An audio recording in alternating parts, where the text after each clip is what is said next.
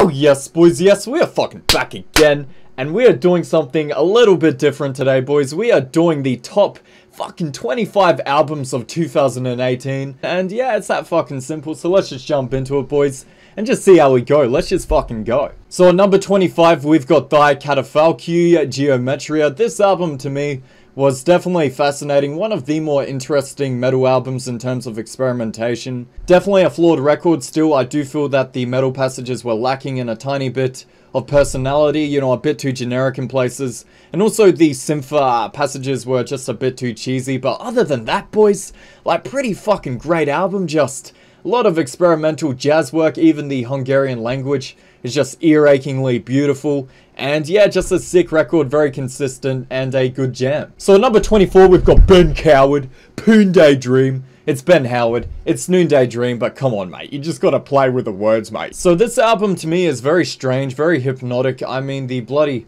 understated melodies, the disarmingly bloody beautiful layered instrumentation, and the way that these songs progress and build, just the song structuring itself, you can just tell that he put so much bloody detail into this record and so much love, and it really does feel like a Noonday Dream. So there you go, boys, just a fucking sick album. So yeah, at number 23, we've got Haken Vector, and just a very sick, modern, progressive rock kind of record with lots of sick solos, lots of sick instrumentation. For some reason, it does feel a bit plasticky to me still, especially with the vocals. I never quite fell in love with them, but I do still think that the melodies individually are quite good, and that the songwriting is so consistently great. And yeah, there's a couple highlights here, and just a fucking fantastic display of instrumentation. And a lovely fucking album, man. So too fucking easy. So at number 22, we've got fucking Jon Hopkins Singularity, which is a fantastic record. I love the deep house beats in the first half. 2 bits. I think that they carry so much weight, so much rhythm. They just chuck you in a hypnotic groove, and you just go sailing away. It is still flawed, I think, with the second half being a bit too nebulous for me personally, but nonetheless, fantastic atmosphere. And fantastic deep house beats, boys. Like, just fucking sick. And a good album flow as well, so there you go. So at number 21, we've got Kacey Musgraves, Golden Hour, which I do feel is a fantastic country pop record. I love her rustic simplicity, the way that she doesn't even feel like she's reaching too far in her range, like she's just chilling with the music, and the backing instrumentals are pretty consistently soothing as well. At number 20, we've got The Armed Only Love, which is probably a direct polar opposite to Kacey Musgraves' album, being this bloody eclectic, static, swashed, bloody metalcore album. I don't even know where to begin. I mean, the modulation with the synth work and even the sprawling riffs here are just out of this world, so unique. Yeah, this did grow off of me a tiny bit, but nonetheless still a bit of a classic. Not a classic, but right up there in terms of being original, and just something new to delve into. I love it when metal explores new boundaries, and this is on the cutting edge. At number 19, we've got Denzel Quarry, Taboo. I really do love this record. The production is so sick, and his flows are consistently melodic, consistently catchy, so good. And you can just feel the effort, I feel like, with this record. You can just feel the attention to detail, so I really do appreciate that a lot. So at number 18, we've got Tomb Mold, Manor of Infinite Forms, which is a fantastic old school death metal record. It just stays true to its roots. It's got so many sick riffs, so many sick motifs that just fucking drill your ears in with fucking primal energy, and I fucking love it. It's also very consistent, just such a solid metal album. You know, I can't really fault it in any way, shape or form too much. It's just maybe a bit of a wall of sound, but there's still enough tempo switches and that sort of thing to keep it fresh. So number 17, we've got Amorphis, Queen of Time, which is a fantastic bloody prog metal record. I really do love it still, but admittedly it has grown off of me a tiny bit, just with the lack of detail in some of the instrumentals. It does feel a little bland, a little generic at points, but otherwise still a sick record, and the vocals are fucking So number 16, we've got bloody Inferi, Revenant, which is a fantastic tech death record. I mean, the bass work and the drum work is some of the best I've heard all year round. I mean, it's just so insanely technical, and fucking it just blasts your face in, and it's just fucked up. At number 15, we've got Panopticon, The Scars of Men on the Once Nameless Wilderness, which is definitely not a long enough album title, and definitely not a long enough bloody album, coming in at what, like 2.5 hours or something like that. I mean, in so many ways, this album is so flawed being that long, and also the bluegrass passages in the second half just being so overwrought and so overbearing and so overlong, but nonetheless, just the atmosphere of the entire album put together, there's just something insanely atmospheric and touching and poignant about it. And I do love the black metal instrumentals so much, and the bluegrass as a contrast is still fantastic. So at number 14 we've got Kids See Ghosts, which is a fucking fantastic rap record, probably my favorite of the year. I love Kanye's production here. It's so warm, it's so lush, it's got so much personality. I mean, that fucking beat on the second song, I still fucking jam out to that. And when that first song comes on with bloody Kanye just going, I still get goosebumps with that sometimes. And yeah, it's just short and sweet, it's so consistently good. So number 13 we've got Augury, Illusive Golden Age, which I do feel is just a fantastic melodic slash tech death metal record. It's got so many instrumental highlights, it's got so much consistency and bloody detail. So yeah, just again, just another fucking consistent fantastic death metal record. So at number 12 we've got Against All Logic. I love the hypnotic, bloody, dancey rhythms. Even just the sampling is so catchy, it's so melodic. And also just again another consistent record, a real fucking solid jam, great for the beach. At number 11 we've got Kamasi, Washington, Heaven and Earth, which is a record which is definitely polarizing. I know a lot of people don't like it because it is a bit gaudy, with a lot of the experimentation he tried to weave in, and just the length of the album as well. You know, it is fairly ambitious and a bit overwrought, but I still think that most of the songs individually are fucking sick, and I love this type of jazz. I like jazz with pentatonic scales with the fucking sax and shit, just cheeky sax solos all the time, and jazz fusion elements. I don't know, it's just got this warmth about it, it's got personality. And yeah, fantastic. I just love Kamasi, Washington. So there you go. At number 10, we've got Zeal and Ardor, Stranger Fruit. And I mentioned before how much I love the cutting edge of metal, and this record is no different. I fucking adore this, just with how fucking different it is to every single other metal album ever fucking created. I mean, don't get me wrong, a lot of the tremolo pick guitars and, you know, the black metal passages, even just some of the bloody synth passages as well, are bloody very generic in ways, but just the way that they're contrasted with the bluesy vocals, with the anthemic rising melodies to so many of these songs here, you know, it's just got so much energy, it's got so much primal fucking evil behind it, and I fucking absolutely love it, boys. It's fantastic. It has grown off of me a bit with the instrumentals especially lacking detail, but nonetheless, just fantastically structured, beautiful record, too fucking easy, top 10 material, mate. At number 9, we've got Sectioned Annihilated, which is much like the Armed Only Love, being just another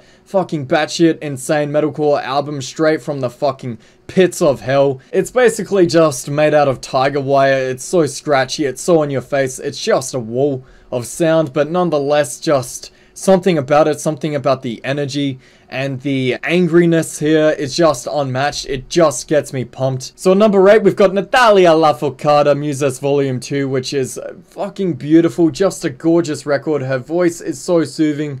I just absolutely adore it. I think she's got probably one of the best voices I've ever heard. I fucking love the way she sings. I love the backing instrumentation. It's so hushed, but it's also still so warm and lush and beautiful. Just gorgeous, boys. You have to listen to this record. It's just fucking gorgeous. So yeah, boys, at number 7, we've got Night Verses from the Gallery of Sleep, which is just sick instrumental prog with a real backbone, real detail. A lot of the instrumentals here are very much influenced by the melodic guitar work of Animals as Leaders, and also some of the drum work by Tool, I feel like. And it's just a fucking sick record. It's got so much consistency. The songwriting is so fucking good because it's not too wanky at all. It's very much contained within grooves that are very easy to bob your head to, and definitely does not just fucking cave your ears in with bloody insane solos and just, you know, fucking whirling bloody instrumentation. Like, it's actually very smooth, easy to put on and enjoy in pretty much any setting. So there you fucking go, boys. So at number 6, we've got Sleep the Sciences, which just about succeeds in all of the ways that previous Sleep records have, with these fucking killer sludgy grooves that cave your ears in. I mean, the guitar tone is just fucking fucking flawless. And the tempos as well just lock you in with those slower, bloody, drowning, plodding fucking rhythms. I absolutely love it. And the riffs are just beautiful. Can't say enough positive things about this record. It's just a masterpiece and bloody stoner metal, and yeah, not too flawed at all. So there you go. So at number 5, boys, we've got Me Without You, Untitled, which it's just a fantastic indie folk post Christian hardcore bloody fucking album. It's just fucking sick. I mean, Me Without You at this point of their career just have such a well-oiled craft and understanding of dynamics of their songwriting. Aaron Weiss's bloody vocal delivery, ranging from those impassioned shouts to hushed whispers, are just one example of that, but the instrumentals here as well are just as worthy of praise. I mean, with this brand of folky, Christian, post-hardcore, fucking indie, whatever it is, you know, it does have the potential to go horribly wrong with pretentious vocal lines and, you know, overbearing bloody instrumentation, but just about every song here is gorgeous and wonderfully written. Aaron Weiss as well is such a talented storyteller. All of his lyrics are just on point and fascinating to unpack, and these guys know exactly what they're doing, and they're doing it fucking brilliantly, and this is one of their best records in many years. So there you go. So at number 4, we've got Slugdge, Esoteric, Malacology. This album just fucking packs so many highlights, and it's so fucking consistent. The riffs, the climaxes are at points earth-shattering on your first and second listen. I mean, the drumming being programmed is just about the only flaw. With the clicky ride cymbal especially, just, you know, feeling a bit too grating by the end of the album, but otherwise you can't really fault the songwriting here. It's just about inch perfect, and the slight irony behind the war slug bloody lyrical themes is pretty bloody beaut as well. The only other really negative thing I can say about this record is that I maybe overplayed it a bit too much. But still the instrumentals hold up fairly well. So yeah, boys, at number 3 we've got Aorlhac L'esprit, something a little bit underground, a little bit different. Just some French melodic black metal, and definitely, I think, deserving of a place in the top 10. I mean, it checks all of the boxes I want from metal in terms of the melodies, the grooves, the primal energy, the technical aspects, etc. But also what this band has that a lot of others don't in the subgenre is fucking fantastic interwoven themes and movements, and this all-encompassing vocalist, not dissimilar from their fucking fellow countryman Gojira. And I don't know what it is about French bloody metal vocalists, but they just got this power to their range. And yeah, I don't know, the gothic winter spun vibe, very medieval as well, is what made me fall in love, but also the guitar solos and again the technical aspects, just fucking gorgeous songwriting. I fucking love it. So yeah, boys, at number 2 we've got fucking Tropical Fuckstorm, A Laughing Death in Meatspace, and don't be fooled by the name. This album is so fucking good. The wrenching production, the guitar riffs, the texturing of the bass work, not to mention the synths as well, they still fascinate me. Not only does the band's sound fascinate me here, but it just makes me bob my fucking head, and it just locks me into the grooves. I mean, the fucking magic that they create with this fucking weird post-punk bluesy amalgamation, I don't even think it's even existed before, and there's this warmth and depth to the production as well, which is also still so metallic, and the climaxes are perfectly woven in, perfectly written. The bloody song structures, again, the exact same, and you know, there's rarely a boring moment, especially when the lead vocalist Gareth Lydiard over here sounds like a bloody garbage man on acid. And yeah, if you haven't checked this record out, you just should, because it's hectic, it's unique in all of the best ways you could possibly ask for. So yeah, boys, at number 1 we've got Portal Ion. This album for me defies definition. I've never heard anything like it besides maybe some of their earlier output and maybe Gorguts or something along those lines. The sprawling riffs here, the ionized production, the static swash fucking backdrop, the building atmospheres, and the song structures and the drumming. The fucking drumming here, boys, like... This has fucking absolutely everything I love about metal, and on its face, you know, it is quite ugly, it is quite disgusting with those fucking hushed demon vocals and the sheer tinniness of the instrumentals. But with all of that also comes this replicable fucking vibe that can only really be described full well by the album cover itself. It's just so mesmerizing and methodical and fucking meticulously crafted. It isn't necessarily an album I would recommend to my grandma or anything like that, but I do think that it's a fucking classic in extreme metal, and I still play it and find different parts to explore, which for me is rare enough. And yeah, some of the riffs here just latch onto a weird part of my brain. It just makes me feel fucking possessed or some shit, I don't even know. It's just eerie And yeah, this album's just a classic. And best of the year for me by a fair distance, just so haunting. So yeah, boys, that's the fucking list. It's that simple. I had a lot of fun just thinking about this, just listing out my favorites. And I pretty much stand by this. Maybe some of these are interchangeable by a couple places, but I reckon Portal at the top and Tropical Fuckstorm at second is just about exactly where I want it and exactly how I like it. And yeah, just so much unique metal came out this year. And this was also my first year on YouTube as well. So I really do appreciate all of you watching. It's been a bit of a ride. Too easy. Anyway, I'll just catch you a lot later.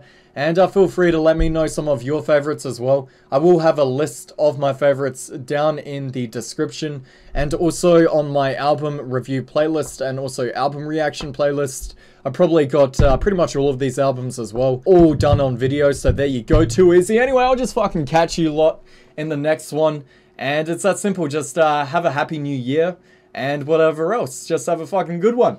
Wow!